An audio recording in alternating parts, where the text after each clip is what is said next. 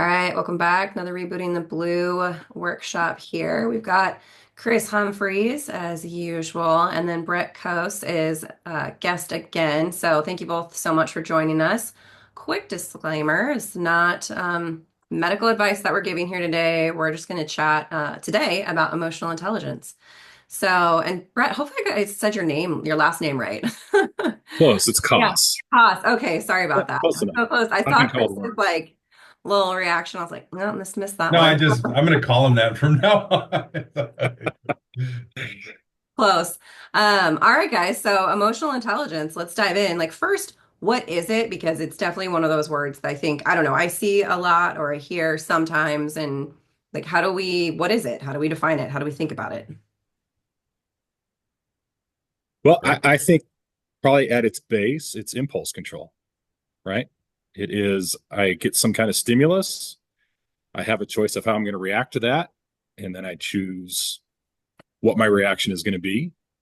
And if I have good emotional intelligence or impulse control, I choose in a way that is not costly to me or those that I care about. Hmm.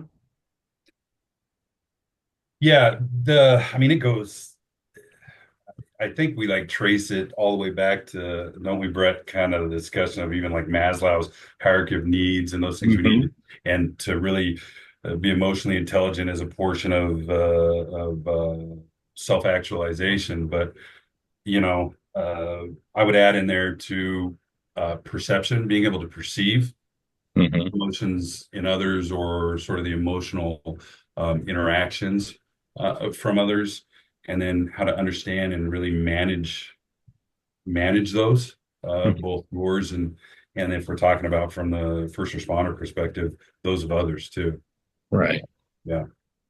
Yep. Yeah, so I've always kind of been, tell me if I'm wrong, my basic level of understanding or how I've kind of always approached emotional intelligence from a basic standpoint is like first, like four buckets, right? First, understanding and being able to identify emotion in self, right? Step one. And then step two, once I can do that, then I can work on managing it in self and others. So I think, Brett, Right. maybe that's more of like what you're getting about, like choose how to react, like recognize how it impacts you and then choose how you react to or respond to it. Mm-hmm. Um, and then that Chris kind of perceiving or understanding and recognizing emotion in others. And then those three things allow you then to engage in relationship Right. management for Relationship management. that. Yep. Okay. Yeah. Awesome. Social environment is, I think, the term we tend to use for that fourth bucket, right? Say more about like social environment. Um, we can manage things or we can measure things relationally. Like we talk about, the relational component, but I mean, it even goes a little wider than that, as far as, again,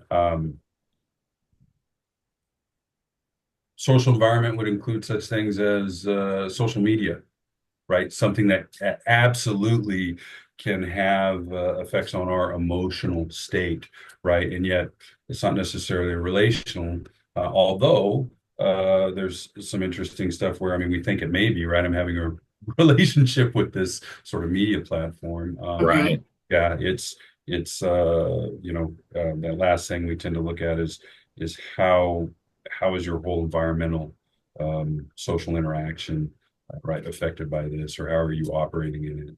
Right? Hmm. Right. Yeah. And I think the other another thing that comes into play also is your physical condition, right? Have you been working a 24-hour shift if you're a dispatcher or a firefighter and you haven't got any sleep, or you're working night shift as law enforcement and you had a soccer game to go to with your kid and so you didn't get any sleep?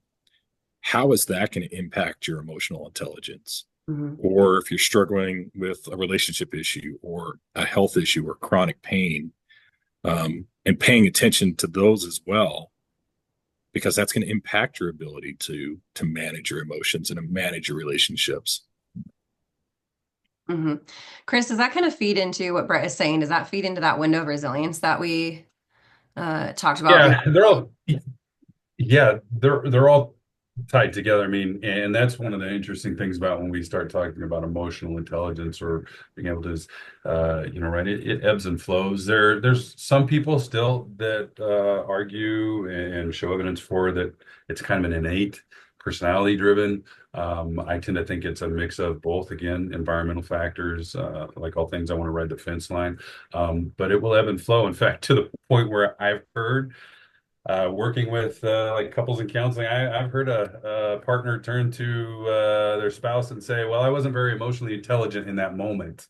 And sure, sometimes you can break it down. It's like, yeah, I just got off working a double, right? Or as I was coming in, here's this, call I was on.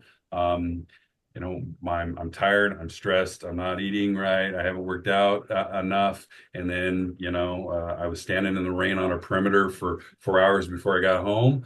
So I'm literally cold, wet, and hungry. That window of tolerance is very narrow, right? And as we talked in one of these, I mean, that's once you kind of get outside of that, whether you're hypo or well, hypo, which would be below, or hyper, right? Your ability to see things from sort of a wider point of view, that's one of the first things that tends to go.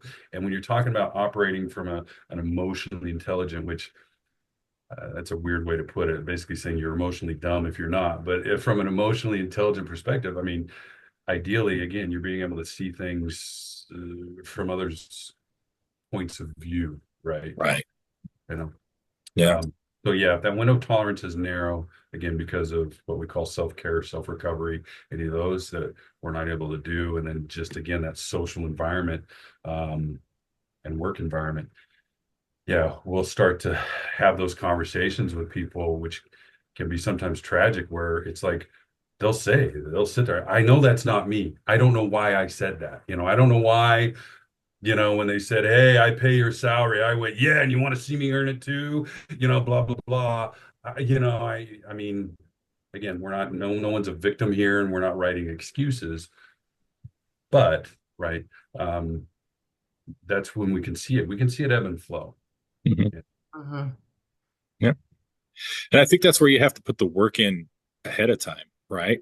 Where we talk about the eat right, sleep right, have some hobbies, have a support network. Well, if you're waiting to do that stuff until you've hit a rough spot, you don't have the capacity to then develop those habits and those supports. And so, you know, being conscious of that beforehand, and it's that self-awareness part that you talked about, Claire, that leads to the self-management. If you're not aware of those things that help you perform better and make good decisions and be a good partner in whatever the relationship is, and you're not putting time and effort into those ahead of time, when you hit that critical incident or that traumatic incident, that's not the time to start working on those. That's when you need to depend on those things. So, emotional intelligence, and this might seem like a really dumb question, which is fine. Like, why does it matter? Why does it matter to work? Why does it matter to personal life? Well, I think a couple things, right? Just job satisfaction, from a selfish perspective. Am I happy doing what I'm doing? Or am I only here because it's paying for the braces and the healthcare and pays my mortgage? And so I think that has a direct impact on that burnout. And then I think, and maybe Chris can talk about this more, if we don't have the capacity to know ourselves and then manage ourselves emotionally, that's when I think we start seeing people turning to other things to help regulate emotions. So whether that's I need to sedate myself with alcohol or narcotics, or I need to, boost myself up with some type of narcotics, or I need to make poor decisions in relationships to feel these emotions that I'm not feeling anymore. And so I think if we develop that emotional intelligence, it can help us avoid some of those things. Yeah, yeah. I mean, I would look at it as two ways. I mean, I could put my like former law enforcement leadership sort of hat on, and those that tend to be in a lower state of that EI sort of quotient, might be a little bit more reactive, right? They're This is, and I've worked in agencies from literally one of the smallest in the state to did a long time with one of the largest in the state. It's a team sport. It's about managing relationships, whether one's at home or one's at work or one's where you're working with your consumer, right? The people that are calling 911. And a lot of times it can be in highly charged emotional environments, all the way down to low ones where we're just kind of sitting around a board and somebody who isn't taking the temperature of the room may get too comfortable and say something stupid that comes out as a complaint, right? The ability to recognize those situations and also where you're at, right, emotionally, is extremely important and keeps us operating in a safe, right, professional, and as Brett said, right, satisfactory manner. I mean, we're happier, we're enjoying work at that time, because again, we're operating well within those relationships, and all those things.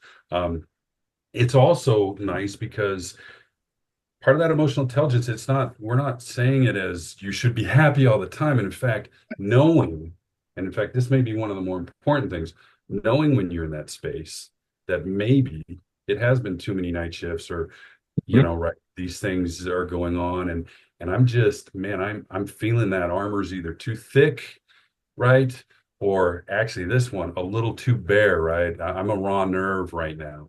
Um, and I was the worst sinner in this where it's like, no, I'm not taking a day off. But I mean, sometimes burn that vacation day. Now the in vogue word is mental health day or whatever, but just go to do the things. So I'm not that raw nerve, or even just saying to somebody, if you got a, hey, can you take the lead on this call just for this half a second? Because I got to catch my breath because this person here, the tone of their voice is such that it's going to go bad and it doesn't really need to because I don't have the space right now to put up with their insert swear word here, right? Right. Now that's a retired cop talking, so I can be a little free that way. But right, I mean, knowing those things, I mean, just knowing about yourself, it's awareness. To be honest, I look at it as when we're doing skill stuff around this, it's awareness and it's regulation, Mhm. Yeah. right? And how those work into now. There's a bunch of stuff in those, but awareness and regulation, and that's hard. It's hard to hold up a mirror to ourselves because in learning our emotional awareness, that goes into everything, right? How we were raised, Mhm. some bit about our genetics, Right. how we're trained, what I've seen, everyone else uses a trauma word, but even the good things, all of that comes into, learning about myself. Uh, the hippies may like it, but most of us, that's not a lot of fun, right? Yeah. So as as we think about like awareness, and you listed obviously the ton of things that feed into that, is there a simple way that people can think about like starting to build awareness? Yeah. www dot there's a survey. No, I'm kidding. There's some pretty neat stuff out there, but it doesn't. So here's what I would say. I right on with what Chris is saying, but these are skills, right? And that's as a peer, when I do a lot of peer support with our first responders, we're skill building. And it sounds kind of silly because you don't think of emotional intelligence as a skill, right, that you can develop, but you certainly can. Uh, and so I think it behooves our first responders or anybody that if you're going to work on being proficient at investigations or marksmanship, or if you're in a special unit, it's the same thing. Put some work into building your emotional intelligence and emotional resilience. And so a really easy one is a gratitude exercise, right? Where you are directing your brain to think about what you want it to think about and not letting it do its deal on its own, without regard to what's best for the whole system. Um, and Chris can give some feedback on that. But what we see is, right, if the whole eat right, sleep right thing worked, we wouldn't continue to have an increase in suicides, and we wouldn't see the relationship issues continue to increase. And so I really think it behooves us to get out ahead of this and develop those skills as individuals. And maybe that means working with a peer or working with a professional like Chris, or there's a ton of books out there, but putting in the same effort to improve your abilities in emotional intelligence as you do with all those other things that you decide you're going to work on to try to improve. But a real easy start there is a gratitude exercise. Okay, what's a gratitude exercise look like, Brett? Or does that take up too much time? You got to No, say. real simple, right? And what I'll say here is as I understand it, and when I use it in my peer work, is it's not the content, right? So it's the exercise. It is working on those neural pathways to think in a positive manner. So three things I'm thankful for, three things I learned today, and three things I accomplished. And again, it's not that it has to be I climbed Mount Everest, I figured out how to solve the national debt. Right. It can be little things like I drove to work safely. I got to work on time. I answered my emails today. It can be, you know, rather small things. Again, it's not the content, it is the exercise and what you're doing with your brain and how you're training it to think. That's if I can jump on that, just to dovetail a little bit. I mean, what Brett's bringing up is huge, especially when we're talking about population of first responders, law enforcement, fire, those that are trained to respond to tactical stuff, right? That's high level catastrophizing, right? I mean, we're trained to think Yeah. negatively, right? I mean, what's the worst that could happen? Well, you need to plan for that, right? Um, and of course, we could beat that up forever. We know that that lends into a negative mindset because it's a survival mode. It's all the things, blah, blah, blah. We know this.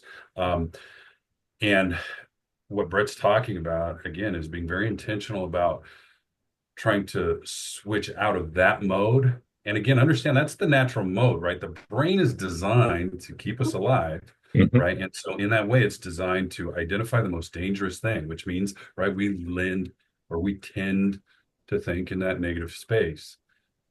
But that means, again, we tend to get closed off, or Right. our emotional intelligence becomes lacking, right? If we're just thinking the worst about the worst, right? Or about anything that's coming our way, those inputs. So being intentional about sort of trying to open up that other side of thought, which we have, it just takes a little longer, right? Thinking happy thoughts, we know is harder to do, right? Hmm. And this is an example.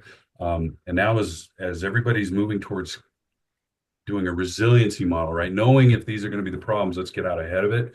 So that allows our recovery to be even better, or ideally, we don't necessarily have to recover, right? Because we Right. know we're going to see these things.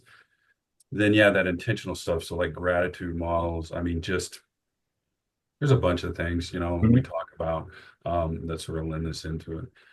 I mean, assessing and measurements for total emotional intelligence. As a clinician, uh, you get around the conversations. There's a lot that focus in on it, but it's more, again, the people that are doing the training and the public speaking and sort of writing books about this. It's not really something we look at therapeutically as a measurement, because usually by the time they're coming to us, it's because it's pretty clearly somewhere in their environment, right? They're coming to conflict and experiencing some things. But at that point, what we can see is reactivity, right? I mean, and again, it's those questions of, when she talks to me in this tone, I can't help myself, my chest tightens and I just go, but there are some tools. I do know some like psychologists sometimes will use like one's like an emotion management, like a situational, they sort of tests for those. Um, but again, I have no knowledge of how to apply those clinically. So, but again, from a sort of a layperson's assessment, and then even up to therapeutically, it really is a lot of times that measurement is how are you operating in your environment, and, Mhm. and what's the feedback you're getting, right? Mhm. Yeah, All and if right. it's you that's now coming with this experience of conflict, that'll be those cognitive models where we start to have those challenging questions, to reframe, right? Because what we'll see globalized thinking, everybody's in an a-hole, Right. and they're not going to give that to me because they've never liked me, and these things. And again, they're just a lot of times pretty reactive. Okay, so gratitude practice is one of those ways that we can start to build that awareness and those brain pathways to make space for seeing the positive or experiencing the positive. What about, and is this too simplistic, but what about actually, everybody's going to hate this, developing or a more of an understanding or even language and being able to identify the feelings that you're experiencing, right? As opposed to just mad, sad, bad, fine. Like, Chris, I don't know. You guys see it? No, you're preaching. I mean, you're going to Right. get me on my soapbox, right? Yeah. Go Yeah. for it. And that's that emotionally focused stuff. But and again, I'm a somatic therapist, so anytime you bump into that, oh, you want to know about my feelings. No, actually, your emotion that you're identifying is still a physical sensation, right? You say angry, and I ask you, well, what does that feel like? Well, what do you mean? Physically feel like? Well, it's tightening my Right. chest. Well, for me, that's fear, but right, it's a physical response. We're running through and we're identifying it with a word. But again, when you're talking about a group of people that are trained to ignore the fear response, it's just called one of them, right? The physical fear response. Um, then later to ask, what do you think this person was feeling, or what were you feeling emotionally, right? That's a hard conversation to have because they literally, I don't know, and we think Right. they're lying or that no, they truly do not know, right? So again, I mean, there's some, I mean, I would say on that one, with peer support teams and things that are really well trained, they will start to do some emotionally focused stuff and just have those subtle conversations. What is that you were feeling? Now, I suggest this. Remove the word feeling because everybody gets nervous around that. And I'll just say, what were you thinking at that time? They'll still tell you a feeling word, right? Oh, I was scared, right? If we ask for thoughts versus feelings, for some reason, the minute you start asking feelings and you don't have a good relationship with that person, they think you're wanting to hug them and sing kumbaya. That's not necessarily it, right? What were you thinking at the time? Right? This, and thoughts about self. But you can really start to have that conversation of, tying in that emotional aspect. What do you think if that person's making that face? What do you think they were, experiencing or thinking? And they'll give you a thought. I thought he was mad. He was angry. She was this. She was that. And that would be like for coaches. I know really good coaches out there on the street level, right? They do that, right? When they do tie-ins at the end of a call, right? What do you think that person, when you said that to that person, what do you think they were experiencing? Is another great phrase to throw instead of feeling. What do you think that person was experiencing when you said, hey, you know, turn around, put your hands behind your back, right? Yeah. Yeah. All right, so we don't like the feeling word, but But it's valid. I mean, It is. like I Yeah. said, I shouldn't say no, you're fine. You're it's getting right. better, right? It's You're getting better. right. Yeah. Yeah. Yeah. It just seems like whether we identify them or not, or whether we understand them or not, or whether we're aware of them or not, they still influence us. And the less aware we are of them and how they're impacting us, the less we're choosing how to respond versus just reacting, right? I don't know. Correct me if I'm wrong. Yeah, I think you're right. I think, to kind of piggyback off Chris again, that uh, what I'll ask is, where do you feel that? And it's along the same lines. I actually kind of stole that from Chris a long time ago, but they know if they feel it in their chest, or if they feel their heart rate increase, or their blood pressure increase, or their respiratory rate increase. And so even if that's the level of awareness that we have, I'm sweating, or I feel tightness in my chest. If we can recognize that and have the emotional intelligence to say, okay, that's not baseline for me. My heart doesn't usually race. What am I experiencing right now that's making that happen? And then that can then lead to a little bit of self-discovery about, what am I experiencing that's making me have this reaction? Mhm. I love that. Yeah, it's all just about the data that's available, and Right. what it Yeah. tells us. Perfect. Yeah, great. Not we'll say not so much feelings words. What's the data? Yeah. I like that. Yeah. Yeah. Yeah. You made me think. I mean, I had somebody not too long ago that was talking about, of course, they're long time, high level first responder, seen all the stuff, all the hot calls, but was actually breaking down. Uh, we were examining a conflict with their spouse and talked about, I knew my blood pressure was spiking because my ears were ringing. And that I know that because this has happened, before at work, but right. I mean, again, now it's happening at home and yeah, that data, that's a good point. I might use that actually Yeah. in session. I Give mean, me it's the the only data, right? I don't care about your feelings. What's the data say? Oh, right. right. Oh Yeah. my God, I Yeah. love that. Awesome. Well, any final thoughts on emotional intelligence, you guys, before we wrap up today? Just put some work in ahead of time, develop it like any other skill. There's a lot of great resources out there. Find the one that works for you. Some of it might be a little foo-foo-y and some of it might speak to you, but just really encourage you to put the work in ahead of time. Like Chris says, so that when you hit that thing, maybe you're able just to ride right over it and continue on. But if it does slow you down, it's just a slowdown. It's not a total crash. Yeah. I think a couple points. This is definitely one of those that skills or experiences that if you start to just even look at it, read about it, give it a quick Goog, pull up a Wikipedia just for a second. I mean, these things are the little building blocks that really allow a person to have a career that goes from something that, okay, I retired from or made it through or to, I mean, you actually start to relish those moments Yeah. and the memories and the experiences because really, again, like with the leaning into and doing this stuff, a lot of times if we, and here's a dangerous word, but if we're more mindful of just sort of being in the moment and paying attention, which we are a lot of times right on those calls, right? You're dialed in. Hmm.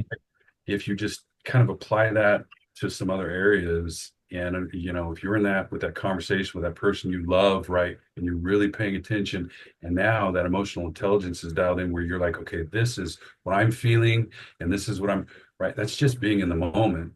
And that's the stuff that I love to hear about because I know I experience too much, and I know too many of the people I work with go, "Hey, my wife came to me yesterday and said, for the last 15 years, you've been missing this," and I'm like, "What?" Right? I mean, and again, so yeah, this is one of those things where just a little bit of insight, you actually have an amazing systemic change by just changing that dial just a little bit. Meaning, pause, take a breath, and think what am I sort of, what is the data showing me right now? Right. In Right. this interaction. I almost said feelings. So yeah. Yeah. And I think that's the end goal, right? Is that we want those healthy relationships. I mean, the job is the job, and that's what it is, and we need to keep that in perspective. But really matters is those other relationships. And so I quit doing my gratitude exercise by myself, and now I do it with my wife every night because to me, it's more important that we develop and enhance our relationship than just me working on something that I think I need to improve on. And so, yeah, make your priorities count and use some of this stuff to improve things. And it doesn't take long. Nope. I guarantee you a person spends 5 times, and I'm shooting from the hip, probably too low, but 5 times the amount of time on their phone just scrolling needlessly than it would take to do 10 minutes of some sort of gratitude exercise or even just sort of a little bit of mindfulness exercise. What are you seeing? What are you hearing? Right. I mean, versus, so yeah, again, it does not take much. Yeah. All right, a little shift and turn of the dial, and hopefully this will help some folks with their emotional intelligence and awareness. Thank you both so much, and I'm sure we'll have you guys back again soon. Thank you.